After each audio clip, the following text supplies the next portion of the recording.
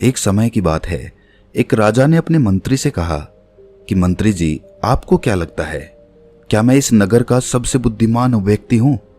अब मंत्री तो राजा के पास नौकरी करता था, तो उसने कहा कि राजा साहब, कैसी बात करते हैं, आप नगर के राजा हैं तो सबसे बुद्धिमान नहीं हुए? राजा ने कहा, नहीं मंत्री जी, राजपाट तो मुझे विरासत में मिला है, लेकिन बुद्धि विरासत में नहीं मिलती। सच बात बताओ मंत्री जी, क्या मैं बुद्धिमान हूं? तो मंत्री जी ने कहा, नहीं राजा साहब, आप इस नगर के सबसे बुद्धिमान व्यक्ति नहीं हैं। ये बात सुनकर राजा को थोड़ा सा गुस्सा आया, लेकिन राजा ने गुस्सा किया नहीं, क्योंकि राजा को पता था कि बुद्धिमान व्यक्ति कभी गुस्सा नहीं करता है। राजा ने अपने मंत्री से कहा कि मंत्री जी, तो फिर बताओ कि बुद्धिमान आदमी कैसा होता है? तो मंत्री ने कहा कि राजा साहब, मैं बुद्धिमान तो कोई हूं नहीं। इस नगर में बहुत सारे बुद्धिमान लोग होंगे, लेकिन हमें उनको ढूंढना पड़ेगा। तो राजा ने कहा कि ठीक है, इसमें ढूंढने की क्या जरूरत है, हम यहाँ के राजा हैं, आप नगर में ढिंढोरा पिटवा दीजिए कि जो बुद्धिमान आदमी हो वो हमारे राज्य में आ जाए, उसको राजा साहब बुला रहे हैं। ये बात सुनने के बाद मंत्री जी कहते हैं कि राजा साहब, बुद्धिमान आदमी कभी भी अपने आप को बुद्धिमान नहीं कहता है, इसीलिए अगर हम ढिंढोरा पिटवा भी देंगे तो हमारा महल मूर्खों से भर जाएगा, क्योंकि मूर्ख आदमी ही अपने आप को बुद्धिमान कहलवाएगा और वो अपने आप को बुद्धिमान साबित करने के लिए यहाँ आकर अनाप शनाप बातें करेगा। इसीलिए हमें कोई और रास्ता ढूंढना होगा। उसके बाद मंत्री जी रात भर सोचते हैं कि ऐसा कौन सा तरीका हो सकता है जिससे कि बुद्धिमान आदमी हमारे राजा के पास आ जाए। दूसरे दिन मंत्री जी राजा के पास जाते हैं और कहते हैं कि राजा साहब, आपके लिए मेरे पास एक बहुत अच्छी तरकीब है। यदि हम ये तरीका अपनाते हैं तो बहुत ही जल्दी बुद्धिमान आदमी हमारे पास आ जाएगा और हम उसे पकड़ लेंगे। राजा ने कहा कि ठीक है, बताओ कौन सा तरीका है। मंत्री जी ने कहा कि हम पूरे नगर में एक ढिंढोरा पिटवा देते हैं कि जो कोई भी व्यक्ति हमारे राजा ने जो कभी ना सुनी हो ऐसी बात हमें आकर बताएगा तो हम उसको 1000 मोहरे देंगे।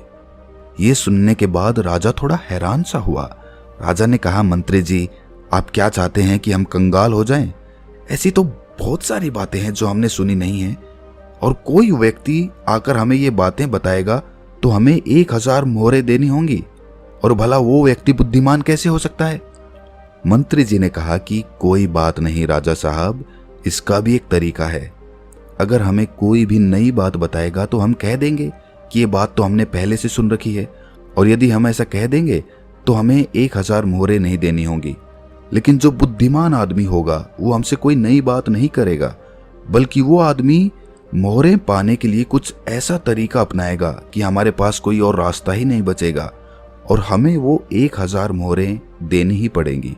यदि कोई ऐसा आदमी हमारे सामने आएगा तो हम उसे पकड़ लेंगे, क्योंकि वही आदमी बुद्धिमान होगा। उस राजा ने पूरे राज्य में ढिंढोरा पिटवा दिया तो बहुत सारे लोग आने लगे। राजा को नई नई बातें बताते हैं। हर बात को सुनकर राजा यही कहता है कि भाई, ये बात तो मैंने सुनी हुई है। दूसरे राज्यों से भी लोग आने लगे हैं, क्योंकि 1000 मोहरों की लालच में बहुत सारे लोगों ने अलग अलग बातें बताई।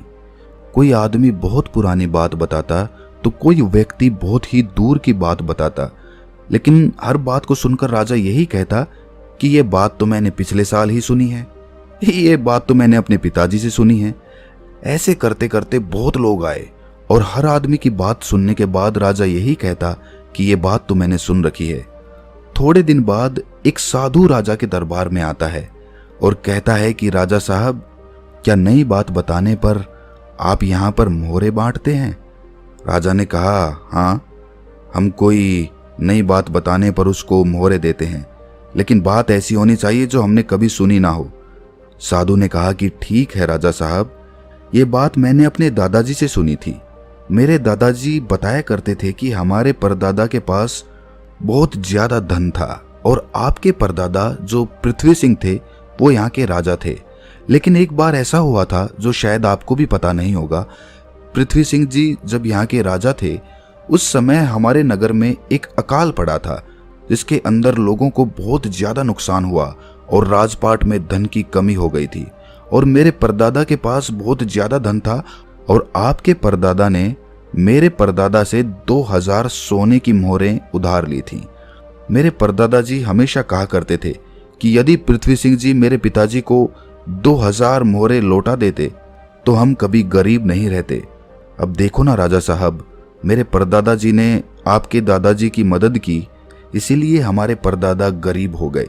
फिर हमारे दादाजी भी गरीब रहे, हमारे पिताजी भी गरीब रहे और मेरा भी एक गरीब परिवार में जन्म हुआ और इसीलिए मैं साधु बन गया। मुझे पता था कि यदि मैं आपके पास आऊंगा तो आप वो मोहरें वापस तो नहीं देंगे, क्योंकि आपने वो बात सुनी ही नहीं। लेकिन आपने ये कहा कि कोई नई बात मुझे बताएगा तो 1000 मोहरें मिलेंगी। इसीलिए मैं आपको ये बातें बताने आ गया ताकि आपको इतनी पुरानी बात का पता चले। अब ये बात सुनने के बाद मंत्री को पता चल गया कि ये साधु इस नगर का सबसे बुद्धिमान व्यक्ति है, क्योंकि अब राजा फंस चुके थे। अब राजा अगर ये कह देते हैं कि ये बात मैंने नहीं सुनी तो शर्त के मुताबिक 1000 मोहरें उस आदमी को देनी पड़ती, क्योंकि राजा ने इसी बात का ढिंढोरा पिटवाया था कि कोई नई बात मुझे बताओ। और यदि राजा ये कह दें कि ये बात तो मैंने पहले से सुन रखी है तो फिर तो 2000 मोहरें उसे वापस लौटानी पड़ेंगी। अब राजा भी समझ चुका था और मन ही मन हंस भी रहा था कि बुद्धिमान आदमी ने किस तरह हमें फंसाया है। उसके बाद राजा उस साधु के चरणों में गिर पड़ा और कहा कि साधु बाबा, हम तो ये देखना चाहते थे कि हमारे नगर में सबसे बुद्धिमान आदमी कौन है। मेरे और मंत्री जी के बीच में एक शर्त लगी थी कि हमारे राज्य में मेरे से भी ज्यादा कोई बुद्धिमान आदमी है तो हम उस बुद्धिमान आदमी को पकड़ लेंगे। और देखो, हमने आपको पकड़ लिया। उसके बाद सारी बात साधु को भी समझ में आ गई थी। साधु ने कहा कि राजा साहब, मैं तो बस इस होड़ को खत्म करना चाहता था। मुझे जब पता चला कि आप मोहरें बांट रहे हो तो पूरे नगर में किस तरह की भागदौड़ मच गई। सब लोग अपना काम छोड़कर इस काम में लग गए। अब देखो ऐसा कितना दिन चलेगा। यदि वो अपना काम छोड़कर इस काम में लगे रहेंगे तो हमारे राज्य का क्या हाल हो जाएगा। मैं तो बस इस बात को खत्म करना चाहता था, इसीलिए मैंने ये तरकीब अपनाई। उसके बाद वो राजा कहते हैं, साधु बाबा, लेकिन एक बुद्धिमान आदमी होता कैसा है? कौन से गुण होते हैं जो उसे बुद्धिमान बनाते हैं? उसके बाद वो साधु बाबा कहते हैं कि वैसे तो बुद्धिमान आदमी को पहचानना काफी मुश्किल होता है, क्योंकि बुद्धिमान और मूर्ख व्यक्ति एक जैसे ही दिखते हैं, लेकिन दोनों में बड़ा फर्क होता है। आज मैं आपको ऐसी बातें बताता हूं जिससे आप एक बुद्धिमान आदमी का पता लगा सकते हैं, और यदि ये गुण आपके अंदर हैं तो आप एक बुद्धिमान आदमी हो, और यदि आपके अंदर नहीं है तो इन गुणों को पहचान कर आप बुद्धिमान बन सकते हो। उसके बाद वो साधु बाबा कहते हैं कि बुद्धिमान आदमी का सबसे पहला गुण होता है कि वो हर काम को समय के अनुसार करता है, फालतू समय को भी उपयोग में ले लेता है, और इसके लिए वो सबसे महत्वपूर्ण कामों को सबसे पहले करता है। बुद्धिमान लोग हमेशा समय को धन से अधिक महत्व देते हैं, क्योंकि वो लोग इस बात को अच्छे से समझते हैं कि इस दुनिया में समय ही वो चीज है जो सबसे निश्चित मात्रा में है और जिसे किसी भी तरीके से बढ़ाया नहीं जा सकता। इसीलिए वो हर काम की सूची बनाते हैं और उन्हें समय पर पूरा करने का प्रयास करते हैं। बुद्धिमान लोग आलसी नहीं होते, वो अपने काम को टालते नहीं हैं। आलस्य को वो अपना सबसे बड़ा शत्रु मानते हैं। वो खुद को इन आदतों का शिकार कभी नहीं होने देते। काम को टालने की आदत है जो इंसान को कभी आगे नहीं बढ़ने देती। दूसरा गुण जो बुद्धिमान व्यक्ति की पहचान होता है वो होता है कि उसको किसी से कोई शिकायत नहीं होती। वो समझते हैं कि इंसान गलतियों का पुतला होता है, इसीलिए माफ कर देना ही इंसान का सबसे बड़ा गुण होता है।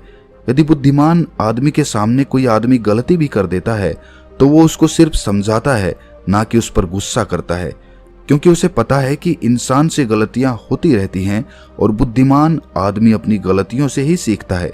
यदि वो गलती कर भी लेता है तो उसे पता होता है कि ये गलती मैं एक ही बार करूंगा, उस गलती को दोबारा से कभी दोहराऊंगा नहीं। कहते हैं कि एक बार इंसान गलती करता है, लेकिन वही गलती कोई इंसान अगर दोबारा दोहराता है तो वो इंसान नहीं, वो मूर्ख होता है। इसीलिए बुद्धिमान आदमी यदि गलती कर भी देता है तो वो एक बार ही करेगा और उस गलती से बहुत कुछ सीख भी लेगा। तीसरा गुण बुद्धिमान आदमी के अंदर जो होता है कि वो कभी गुस्से में कोई फैसला नहीं लेता और ना ही कभी ज्यादा खुशी में कोई फैसला लेता, क्योंकि उसे पता है कि गुस्से के अंदर लिया हुआ फैसला कभी भी फायदा नहीं पहुंचाएगा, क्योंकि गुस्से में हमारा दिमाग काम करना बंद कर देता है और उसमें हमें कोई फैसला नहीं लेना चाहिए।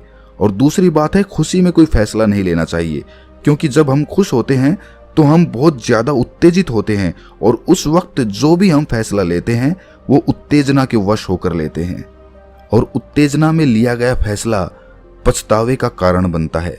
इसलिए बुद्धिमान आदमी जानता है कि ना तो गुस्से में कोई फैसला लेना चाहिए और ना ही ज्यादा खुशी में कोई फैसला लेना चाहिए। इसीलिए जब बुद्धिमान आदमी कोई फैसला लेता है तो वो बैठकर शांति से, धैर्य से सोचता है कि इसका क्या परिणाम होगा। वो दोनों परिणामों को अच्छी तरह से देखता है, सही को भी देखता है और गलत को भी देखता है। ये भी देखता है कि इसका फायदा क्या होगा और ये भी देखता है कि इसका नुकसान क्या होगा, और उसी के बाद कोई फैसला लेता है। चौथा गुण जो बुद्धिमान आदमी के अंदर होता है वो होता है कि वो अपने मन की बातें कभी किसी को नहीं बताते। बुद्धिमान लोग इस बात को जानते हैं कि आज जो हमारा मित्र है वो कभी भी हमारा शत्रु बन सकता है। वो अपनी व्यक्तिगत बातें, अपनी कमजोरियां, अपनी ताकत किसी के सामने नहीं बताते, लेकिन ज्यादातर लोग अपने मन की बातें, अपने घर की बातें, ऐसी बातें जो दूसरों को बतानी नहीं चाहिए, उनको दूसरों को बताते रहते हैं। उसके बाद वो उन्हीं बातों की वजह से फंस जाते हैं, उन्हें दुख मिलता है, धोखा मिलता है, फिर वो उस परेशानी में पड़ जाते हैं, दूसरे लोगों को दोष देते हैं। इसीलिए बुद्धिमान आदमी ऐसा कभी नहीं करता, क्योंकि उसे पता है कि घर के भेद या अपने भेद दूसरों को बताएंगे तो इससे हमारा ही घाटा होगा, हमें ही नुकसान होगा। पांचवा गुण जो एक बुद्धिमान आदमी के अंदर होता है कि वो सब लोगों से बातचीत करते हैं। ऐसा इसीलिए करते हैं ताकि हर किसी का तजुर्बा सीखने को मिल जाए। इस बात को समझते हैं कि किसी भी क्षेत्र का सफल आदमी सिर्फ कुछ ही मिनटों में उन्हें वो बातें बता सकता है जिसे सीखने में उन्हें सालों लग जाते हैं। एक बुद्धिमान आदमी सफल व्यक्ति के साथ साथ उसकी असफलताओं से भी सीखता है और उन सभी बातों पर अमल करता है जो उसके सीखने लायक होती हैं, क्योंकि एक व्यक्ति यदि अपने जीवन में सीखने की कोशिश करता है तो उसकी उम्र कम पड़ जाती है। ये चाणक्य ने भी कहा है। इसलिए हमें दूसरे लोगों से सीखना चाहिए, उनके अनुभवों से सीखना चाहिए, उनकी सफलताओं से भी सीखना चाहिए और उनकी असफलताओं से भी सीखना चाहिए। छठा गुण जो बुद्धिमान आदमी की पहचान होती है वो ये कि यदि वो कोई भी कार्य शुरू करते हैं तो उस कार्य के पूरा होने तक किसी को भी नहीं बताते। लेकिन जो बुद्धिहीन लोग होते हैं वो काम शुरू करने से पहले ही ढिंढोरा पीटना शुरू कर देते हैं। उन्हें लगता है कि हमारी वाहवाही होगी और यही उनकी सबसे बड़ी कमी होती है, क्योंकि यदि हम किसी काम की शुरुआत करते हैं और पहले ही उसका ढिंढोरा पीट देते हैं तो बाद में उस काम के नाकामयाब होने पर हमारी बेइज्जती होती है। लोगों की नज़र में हम असफल आदमी की श्रेणी में आ जाते हैं, और यदि हम अपने काम को शुरू करते वक्त किसी को उसके बारे में बताते नहीं हैं तो काम पूरा होने पर लोगों को खुद ही पता चल जाएगा और वही लोग बोलेंगे कि ये आदमी कितना शांत है, अंदर से कितना अहंकार शून्य है कि इतनी बड़ी कामयाबी हासिल करने के बाद भी इसने कभी किसी को कुछ नहीं बताया। और यही लोगों की सोच समाज में आपको प्रतिष्ठावान बनाती है। सातवां गुण जो बुद्धिमान आदमी की पहचान होती है वो होती है कि बुद्धिमान आदमी कभी भी अपने आप को बुद्धिमान नहीं समझता। वो हमेशा शिष्य बनकर रहता है, गुरु कभी नहीं बनता, क्योंकि जब आदमी कोई गुरु बन जाता है तो उसकी सीखने की क्षमता खत्म हो जाती है। वो दूसरों को सिखाता तो है लेकिन खुद कभी नहीं सीख पाता। लेकिन एक बुद्धिमान आदमी कभी भी अपने आप को सीखने से रोक नहीं सकता। वो जीवन पर्यंत कुछ ना कुछ सीखता रहता है, क्योंकि दुनिया में कुछ भी सीखना हो तो हम छोटा बनकर सीख सकते हैं। बड़ा बनकर, अहंकार से भरकर, अपने आप को बुद्धिमान समझकर कोई चीज सीखी नहीं जा सकती है। इसके बाद वो साधु महात्मा कहते हैं कि इसीलिए राजा साहब आपने इतना अच्छा तरीका निकाला। एक बुद्धिमान आदमी को पकड़ने के लिए यदि आप सीधे ही लोगों को ये बताते कि कोई बुद्धिमान हो और हमारे राज्य में आ जाओ तो बहुत सारे मूर्ख लोग आ जाते, क्योंकि बुद्धिमान आदमी नहीं आता, क्योंकि वो अपने आप को बुद्धिमान मानता ही नहीं है। और ये बुद्धिमान आदमी का सबसे बड़ा गुण होता है। आठवां गुण जो एक बुद्धिमान आदमी में होता है वो ये कि बुद्धिमान आदमी अपने हर काम को ध्यान बना लेते हैं। बुद्धिमान आदमी को पता होता है कि दुनिया में कुछ भी संग्रह कर लो, यहाँ पर कुछ संग्रह करने जैसा है नहीं, क्योंकि मौत के बाद हम एक भी सुई अपने साथ नहीं ले जा सकते। इसीलिए वो ध्यान और आध्यात्मिकता को ज्यादा महत्व देते हैं। वो ऐसा तरीका ढूंढते हैं जिससे उनका हर काम ध्यान बन जाए। बुद्धिमान आदमी किस तरह अपने हर एक काम को ध्यान बना लेता है, उस पर हमने एक वीडियो, एक कहानी पहले ही बना रखी है, आप उसको देख सकते हैं। उस वीडियो का लिंक आपको डिस्क्रिप्शन में मिल जाएगा। 9वां गुण जो एक बुद्धिमान आदमी की पहचान होता है वो ये कि बुद्धिमान आदमी बहुत जल्दी उत्तेजित नहीं होता। चाहे कितना भी बुरा समय हो, चाहे कितना भी अच्छा समय हो, वो स्थिर बने रहते हैं, वो शांत बने रहते हैं, और यही उनकी बुद्धिमानी की सबसे बड़ी पहचान होती है। आम आदमी थोड़ी सी खुशी मिलने पर बहुत ज्यादा उत्तेजित हो जाता है, या फिर थोड़ा सा दुख मिलने पर बहुत ज्यादा दुखी हो जाता है, लेकिन एक बुद्धिमान आदमी जानता है कि समय हमेशा बदलता रहता है। यही समय की आदत है, यही समय की फितरत है। समय कभी भी बदल सकता है। अच्छा समय बुरा हो सकता है और बुरा समय अच्छा हो सकता है। इसीलिए वो दोनों पहलुओं को सोच के चलता है और दोनों पहलुओं से बाहर आकर उन पहलुओं को देख पाता है। तो दोस्तों, कैसी लगी ये कहानी आपको कमेंट सेक्शन में ज़रूर बताना, और अच्छी लगी हो तो इस चैनल को सब्सक्राइब करके कमेंट सेक्शन में अपनी राय या फिर जिस भी विषय में आप कहानी सुनना चाहते हैं उसके बारे में लिखकर हमें ज़रूर बता सकते हैं। तो मिलते हैं किसी अगली कहानी में, तब तक के लिए अपना ख्याल रखें।